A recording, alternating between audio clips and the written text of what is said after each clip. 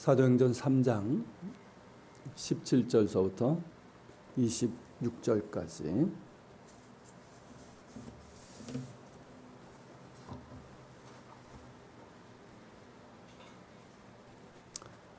찾으시지 말고 사도행전 3장 17절서부터 26절까지 한 절씩 저와 함께 교독하시겠습니다. 형제들아, 너희가 알지 못하여서 그리하였으며 너희 관리들도 그리한 줄 아노라.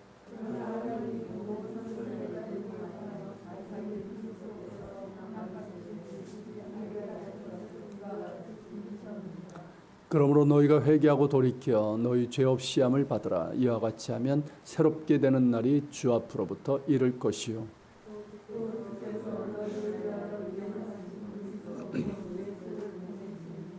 하나님이 영원전부터 거룩한 선자들의 입을 통하여 말씀하신 바 만물을 회복하실 때까지는 하늘이 마땅히 그를 받아두리라. 앞쪽으로 아직 안 넘어갔어요. 네.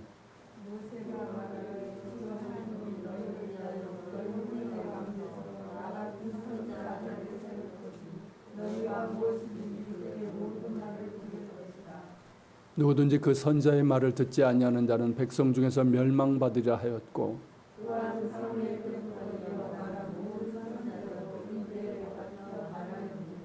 너희는 선자들의 자손이요 또 하나님이 너희 조상과 더불어 세우신 언약의 자손이라. 아브라함에게 이르시기를 땅의 모든 족속이 너희 씨로 말미암아 복을 받으리라 하셨으니,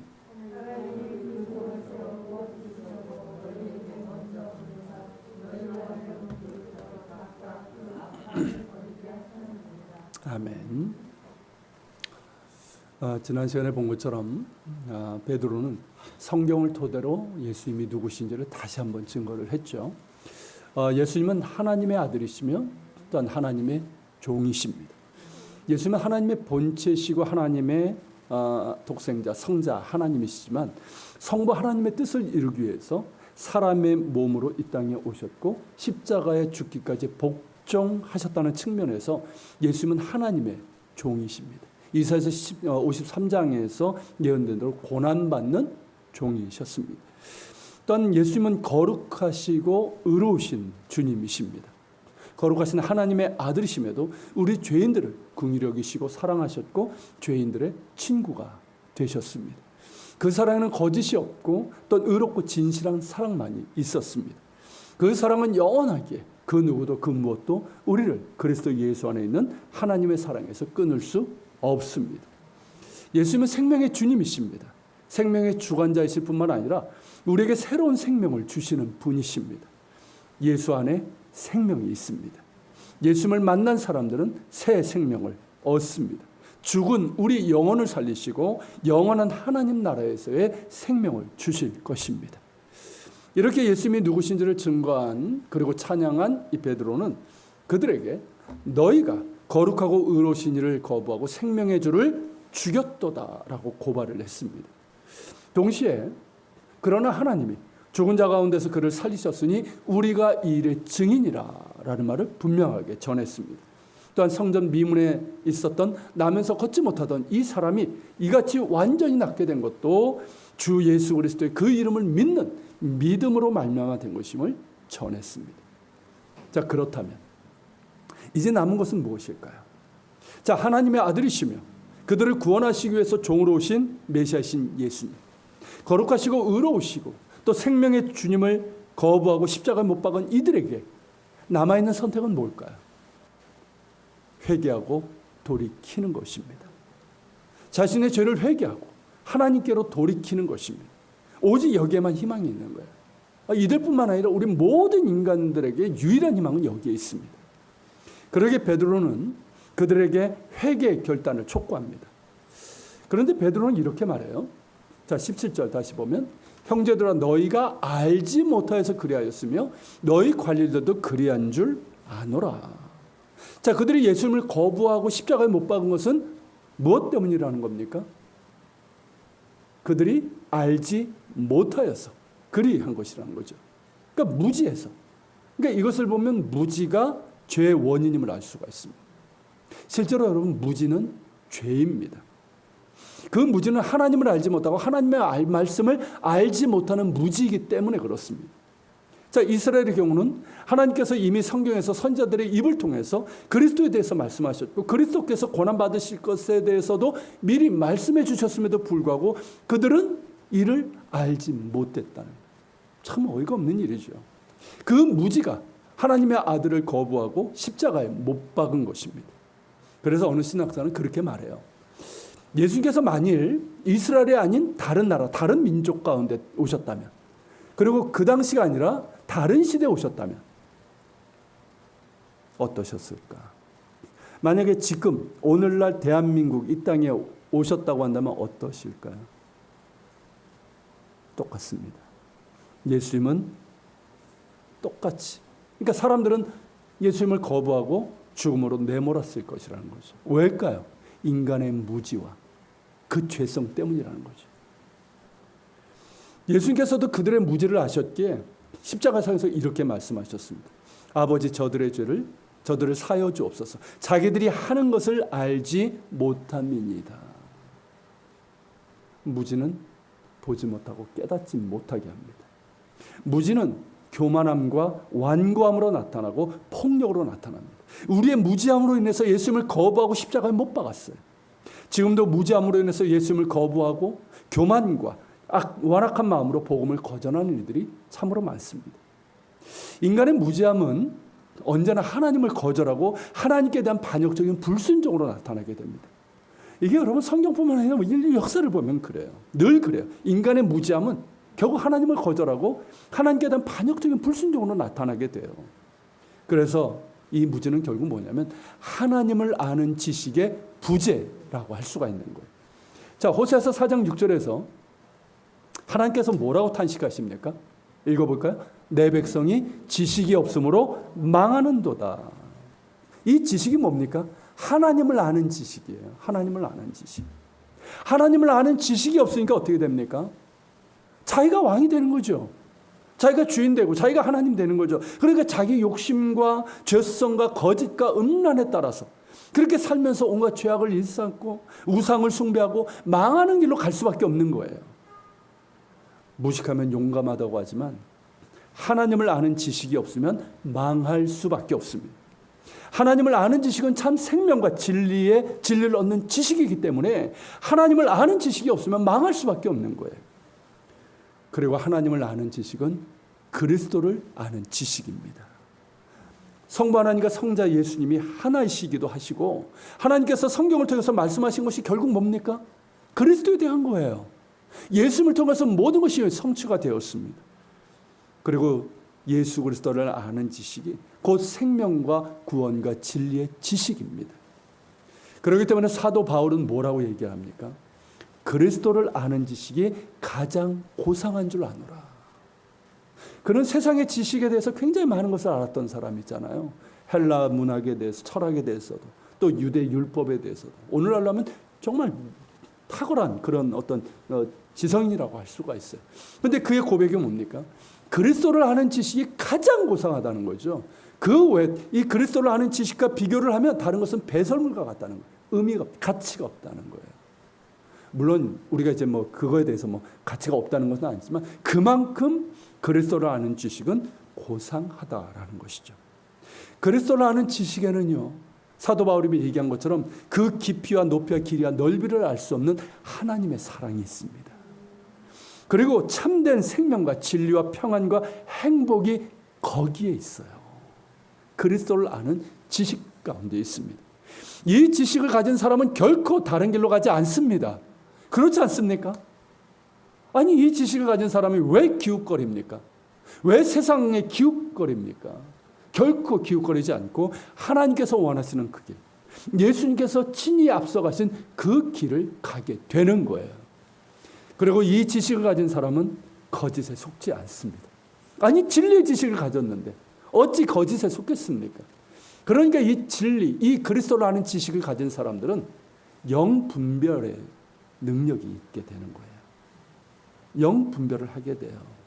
그러니까 뭐 신천지니 소위 하나님의 교회냐는 이단 사이비는 물론이거니와 멀쩡한 교회 같은데 실제로는 이상한 것을 전하는 그런 것들도 역시 분별할 수 있는 분별력이 주어지게 되는 거예요.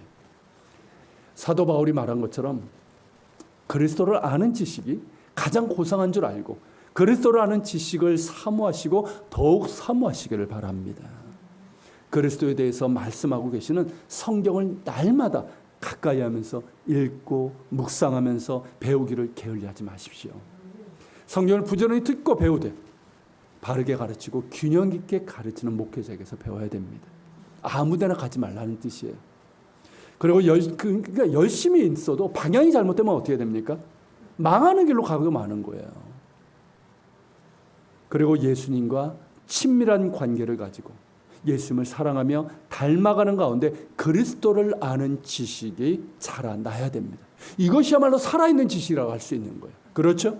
머리로만 하는 지식이 아니라 가슴으로 알고 그리고 이성으로 아는 지식이 아니라 몸으로 알고 삶으로 아는 지식이에요. 관계를 통해서 아는 지식입니다.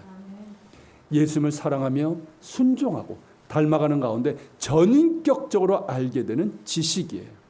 여러분 이 지식을 사모하시고 우리 모두가 이러한 지식에까지 자라날 수 있기를 소망합니다. 베드로가 말한 대로 그리고 예수님께서 십자가상에서 말씀하신 대로 그들의 무지함으로 인해서 예수님을 거절하고 십자가에 못 박았습니다. 그러나 무지하다 해서 알지 못하였다 해서 그것이 그들은 무죄로 만드는 것이 아니에요. 말씀드린 것처럼 무죄함은 교만과 완악함이 되고 반역적인 불순종을 낳기 때문입니다. 그래서 무지는 죄인 거예요. 그러므로 회개하고 하나님께로 돌이켜야 됩니다. 오직 여기에만 유일한 희망이 있어요. 그 죄를 회개하고 예수님을 구주로 영접하여 하나님께로 돌이켜야 합니다. 그러면 세 가지 복이 연속적으로 일어나게 됩니다. 그 첫째가 뭐냐면 죄 없이함을 받게 된다는 거예요. 이를테면 이제 사면이죠. 사면 아시죠? 근데 여러분 세상의 사면과 차원이 다른 것이 하나님의 대사면이에요. 우리 성경에 죄 없이함을 받는다고 하는데 여기서 사용된 헬라어 단어의 뜻이 뭔지 아십니까? 씻어내리다, 지우다라는 뜻이에요. 자, 이게 어떤 것을 감안한 것이냐면, 자, 지금 우리가 이제 뭐 종이에다가 이제 뭐 화학 염료로 된 이런 이제 뭐 잉크 이런 걸로 이제 쓰지만 고대는 뭐 됐었습니까? 특히 예수님 당시에는 파피루스라는 거 아시죠? 그 이집트 나일강 주변에 나오는 갈대 비슷한 그 종류를 이제 짓이겨서 만든 이제 그런 종이 같은 거예요. 종이의 이제 원조죠. 이 파피루스에다가 이제 글을 썼는데 당시의 잉크는요 지금처럼 이 산이 들어있지 않았어요. 그렇기 때문에 파피루스가 이렇게 부식되고 이렇게 깊이 이제 잉크가 젖어드는 게 아니라 그러니까 파피루스의 표면에 그냥 칠해져 있는 상태와도 같았던 거예요. 그래서 만약에 파피루스 위에다가 글씨를 쓰고 이걸 지우려고 한다면 젖은 스펀지 같은 거 있죠. 그런 걸로 이렇게 지우면 그냥 씻겨져 내려갔어요.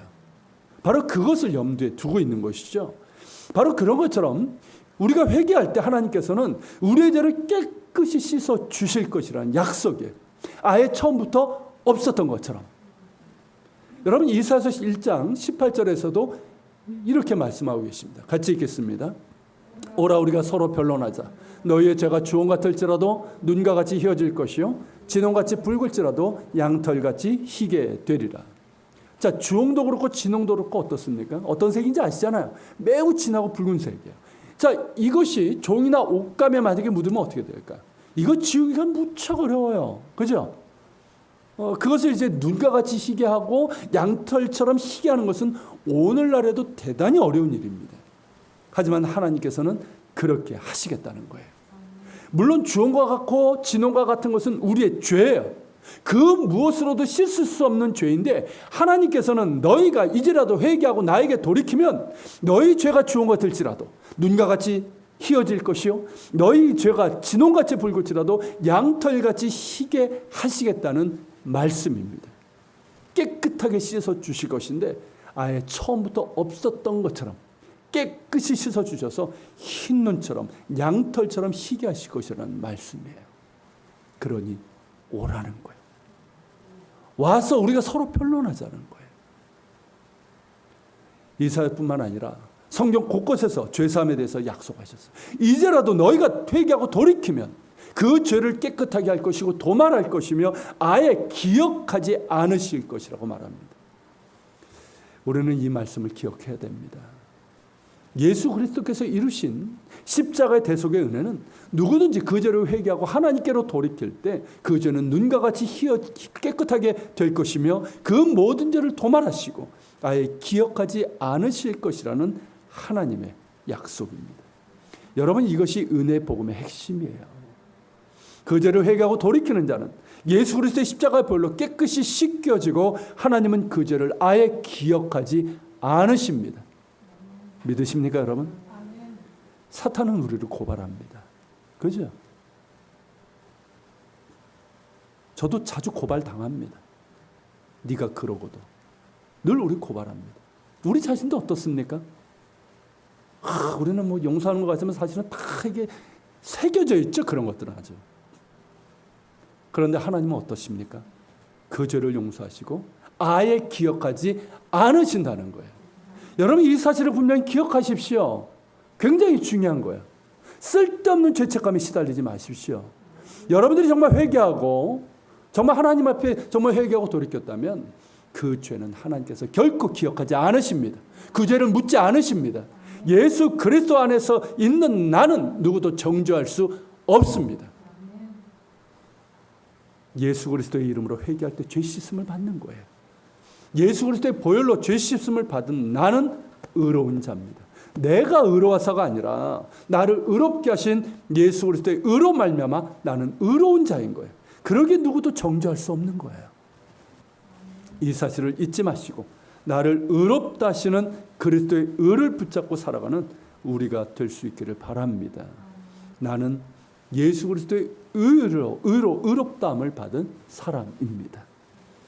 더불어 나를 의롭게 하신 그 은혜에 합당한 삶을 살아가야 됩니다. 그렇지만 우리의 연약함으로 인해서 우리가 넘어질 수 있습니다. 죄를 범할 수 있습니다. 그렇다 할지라도 언제라도 회개하고 돌이켜야 됩니다. 죄사함의 은혜로 다시금 거룩의 힘을 얻어야 되는 거예요. 순종의 힘을 얻어야 되는 거예요. 사랑의 힘을 얻어야 되는 거예요. 그래서 계속해서 의롭게 하신 그 길을 갈 수 있기를 바랍니다. 두 번째로 약속된 복은 뭐냐면 새롭게 되는 날이 주 앞으로부터 이를 것이라는 약속입니다. 지금 우리가 보는 이 개혁 성경에는 개혁 개정 성경에는 새롭게 되는 날이라고 번역을 했어요. 그런데 여러분, 예전에 우리가 보던 개혁 한글 성경 있죠? 거기에 보면 유쾌하게 되는 날이라고 번역을 했어요. 근데 이제 유쾌하게 되는 날이라고 번역한 것이 나름 의미가 있어요. 자, 이것이 이제 이 단어가 새롭게 하다 뭐 이렇게 번역된 이 단어가 헬라어 원어로 보게 되면 카이로이 아나프케오스라고 하는 말입니다. 카이로이는 카이로스, 이 시간을 뜻하는, 그러니까 복수형인데 영어로 하면 이제 타임즈, 뭐 시간들, 날들 그런 의미예요. 그리고 이제 이 아나프케오스인데 아나 이거는 어게인이라는 뜻이에요. 다시라는 뜻이고요. 그리고 이제 푸케오스는 뭐냐면 김을 불어넣는다, 시원하게 하다, 숨을 쉰다라는 그런 뜻이에요.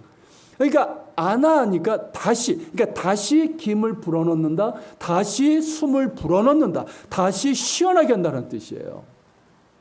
이게 이제 우리 성경에서 이제 뭐 새롭게 된다, 그리고 이제 유쾌하게 된다, 이렇게 번역을 한 거죠.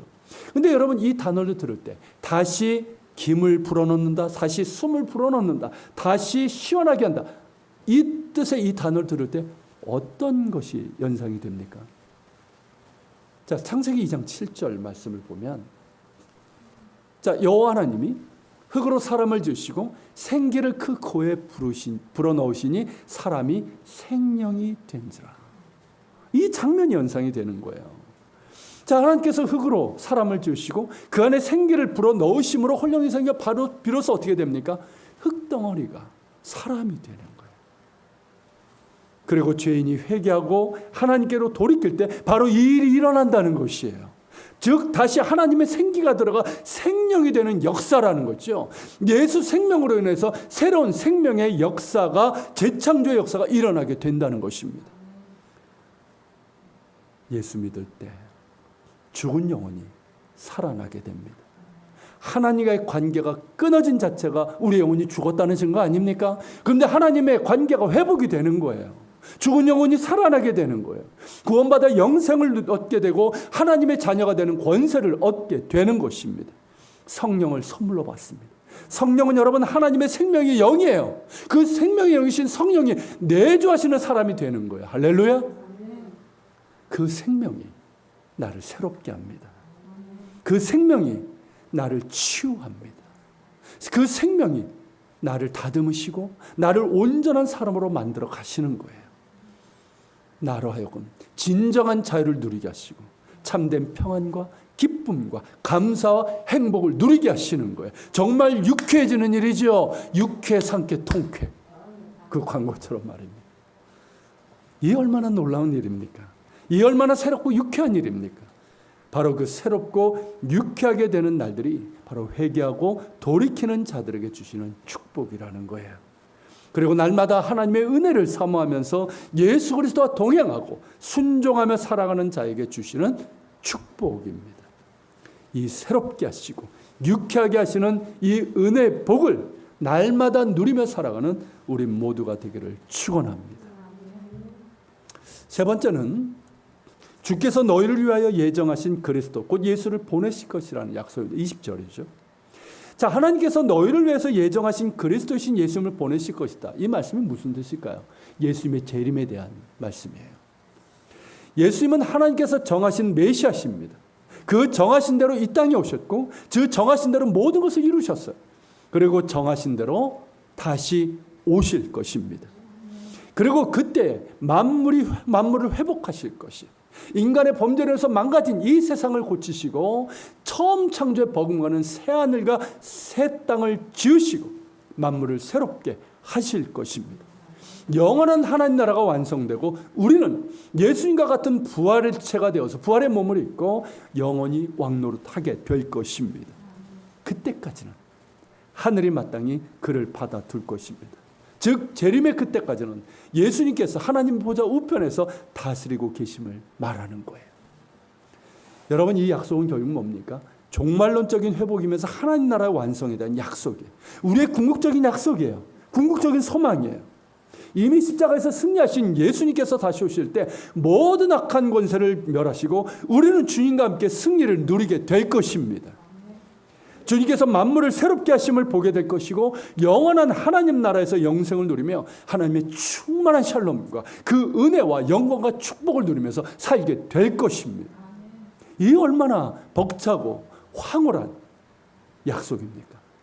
회개하고 돌이키는 자, 예수 그리스도의 그 이름을 믿는 자는 멸망하지 않고 영생을 누리게 됩니다.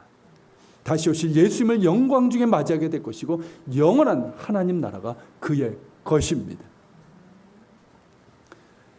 이 약속을 받은 자는 예수님의 말씀처럼 지금 내가 살아가고 있는 이곳에서 먼저 주의 나라와 의를 구하는 삶을 살아가게 되는 거죠. 이 땅에서 살고 있지만 바울이 말한 것처럼 우리의 시민권은 하늘에 있습니다. 하나님 나라의 시민권이에요. 우리는 하나님 나라의 시민들. 이것을 기억하면서 그에 합당한 믿음과 순종의 삶을 살아가는 것이죠. 그리고 아무리 힘들어도 생활의 염려와 걱정에 끌려다니는 그런 삶이 아니라 우리의 피를 나신 하나님을 신뢰하면서 먼저 하나님의 나라와 의를 구하는 삶을 살아가는 것입니다. 지금의 삶에 고난과 역경이 있어도 죽음의 그림자가 닥쳐와도 두려워하지 않고 우리는 주의 것이고 주님이 나와 함께 하심을 기억하며 우리는 주와 함께 영원히 살 것임을 기억하면서 그렇게 살아가는 거예요. 우리는 영원한 하나님 나라에 대한 분명한 약속과 소망을 가진 사람들입니다. 이렇듯 전적인 죄사함과 영적으로 새롭게 되고 유쾌하게 되는 이 은혜, 그리고 예수님의 재림으로 완성되는 하나님 나라는 모두 그리스도 안에서 주어진 약속들입니다. 회개하고 하나님께로 돌이키는 자, 예수 그리스도를 구주로 영접하는 자들에게 주시는 약속의 축복입니다. 그러다면 이 약속들이 성경에 있는가 하는 것인데 이에 대해서 베드로는 그렇다라고 말합니다. 그러면서 이제 22절부터가 그 내용이에요. 그러면서 이제 먼저 모세를 예로 듭니다. 자, 22절 23절인데요. 읽어볼까요? 모세가 말하되 주 하나님이 너희를 위하여 너희 형제 가운데서 나 같은 선자 하나를 세울 것이니 너희가 무엇이든지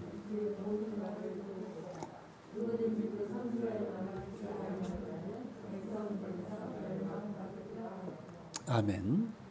자, 이것이 이제 신명기 18장 15절 19절에 나오는 모세 예언을 인용한 것인데요.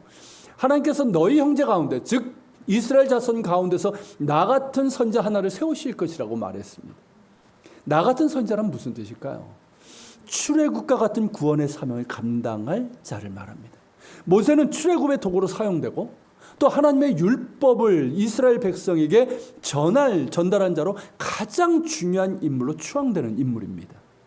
하나님께서 노예로 있었던 이스라엘 자손을 능력의 손으로 구원하신 것처럼 새로운 출애굽의 구원을 행하실 것인데 그 일을 행할 선자를 세우실 것이라는 예언이에요. 또한 시내산에서 하나님의 율법을 주신 것처럼 친히 생명의 말씀을 주실 이가 오실 것이라는 약속입니다. 즉 이 예언은 뭐예요? 메시아에 대한 예언이에요.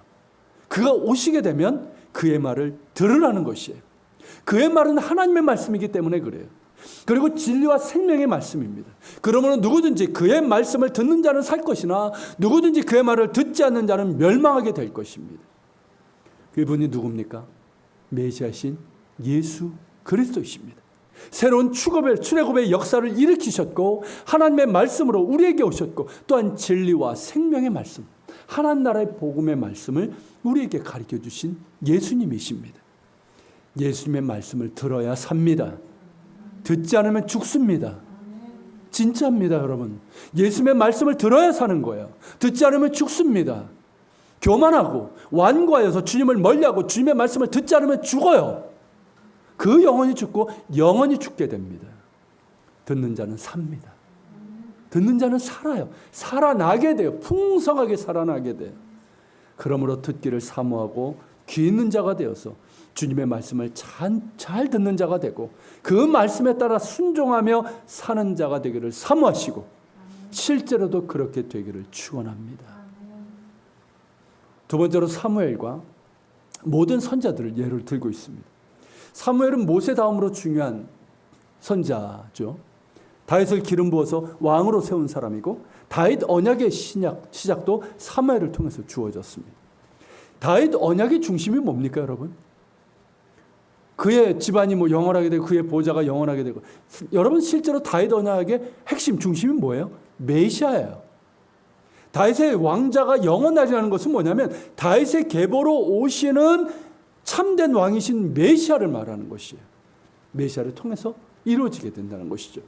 그리고 이후에 다른 모든 선자들도 메시아의 날에 대해서 예언하고 증거를 했습니다. 그리고 마침내 그날이 임했습니다. 그리고 약속대로 오신 분이 바로 예수님이십니다. 세 번째로 아브라함을 예로 들고 있어요. 여기서 하나님이 아브라함에게 이르시기를 땅의 모든 족속이 너로 씨로 말미암아 복을 받으리라고 했는데, 이는 이제 창세기 12장 3절 그리고 22장 18절을 연결해서 말한 겁니다. 우리가 아는 것처럼 하나님께서 아브라함에게 너를 통해서 땅의 모든 족속이 복을 받게 될 것이라고 약속하셨죠. 그리고 너의 씨로 말미암아 천하 만민이 복을 받으라고 또한 약속하셨습니다. 그런데 여러분, 이 복이 뭡니까? 많은 사람들이 이 복이 뭔지 몰라요. 저도 예전에 착각했었어요. 그냥 세상에서 어떤 복. 여러분, 하나님께서 아브라함에게 약속하신 이 복이 뭡니까? 앞서 말한 이 세 가지 복이에요. 죄사함의 복이에요. 즉 구원의 은혜예요. 예수님으로 인해서 새롭게 되고 유쾌하게 되는 이 은혜예요. 만물이 새롭게 되는 하나님 나라에 대한 복이에요. 이 복이 아브라함의 계보를 통해서 오시는 메시아를 통해서 땅의 모든 족속에게 주어지고 천하 만민에게 임하게 될 것이라는 말씀입니다. 그리고 그 복이 먼저 누구에게? 아브라함의 후손이며 선자들의 자손인 너희 이스라엘에게 주시려고 예수께서 너에게 오셨다는 겁니다. 이를테면 뭘까요? 이게 두 번째 기회를 주시는 거예요. 자, 약속대로 그들 가운데 오셨지만 그들은 예수님을 거부하고 십자가에 못 박았습니다. 그럼에도 여전히 하나님께서는 그들에게 기회를 주고 계시는 거예요. 이게 여러분 하나님의 긍휼이에요. 은혜예요. 이제라도 회개하고 돌이키면 예수 그리스도의 십자가 보혈로 너희 죄를 깨끗이 씻기시고 새롭게 하시는 은혜를 너희에게 주신, 너희 조상들에게 주신 그 약속을 너희들의 것이 되게 하시겠다는 말씀인 거예요. 그러므로 그들에게 두 번째 기회를 주고 계시는 지금이라도 그들은 주의를 기울여야 됩니다. 그렇지 않는다면 그들은 언약의 복을 상실하게 될 것입니다. 여러분, 이는 우리에게도 마찬가지입니다. 지금은 은혜의 때입니다. 은혜의 때예요.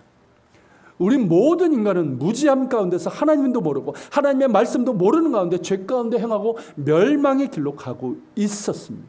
그렇게 가고 있는 사람들이 대부분. 그러나 누구든지 회개하고 돌이켜서 예수 그리스도를 구주로 영접할 때 죄사함의 은혜를 받습니다.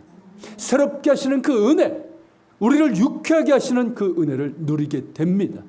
영원한 하나님 나라를 약속받고 주님 다시 오시는 날에 그 나라를 상속받게 될 것입니다. 지금 그 은혜 문이 활짝 열려 있습니다. 그러나 영원하지는 않습니다. 예수께서 다시 오실 그때까지만 유효한 은혜 때입니다. 그러므로 우리 인간에게 주어진 유일한 선택지는 회개하고 예수 그리스도를 영접하는 거예요. 그래서 하나님께로 돌이켜야 합니다. 여기에만 희망이 있어요. 그럴 때만 구원이 임하고 예수만의 약속된 은혜와 복을 누리게 되는 것입니다.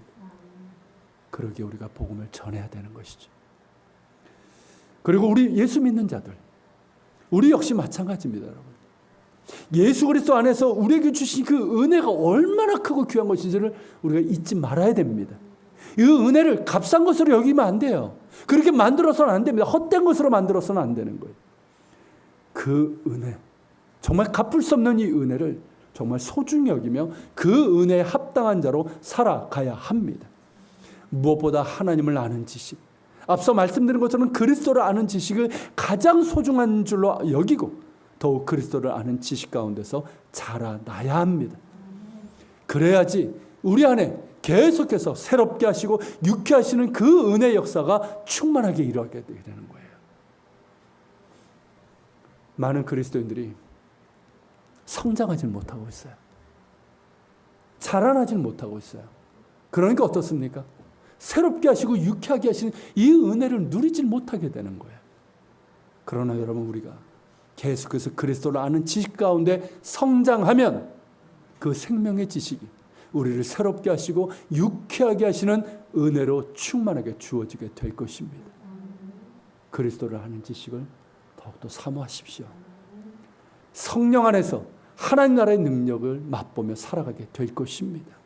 그리스도를 아는 지식을 사모하며 그 지식 가운데 계속해서 자라나기를 다시 한번 축복합니다. 예수 믿는다 하는데 정작 예수를 모르는 무지함 가운데 있어서는 안 되는 것이죠.